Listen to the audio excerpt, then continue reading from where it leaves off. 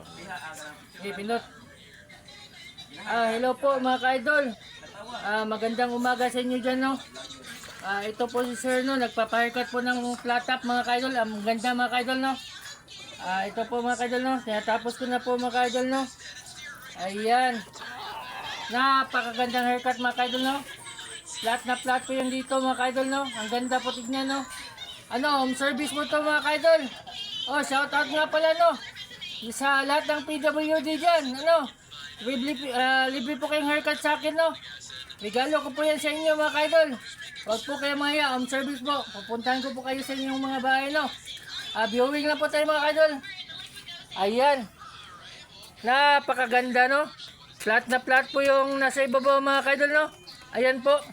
Ang pogi pala ni Sir, no? Smile naman yun, Sir. Ayan.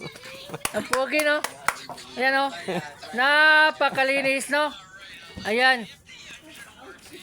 Napakalinis po yung likod niya, no? Pati sa tagliman po mga ka-idol, no? Ayan. Ayan po, napakalinis po, no?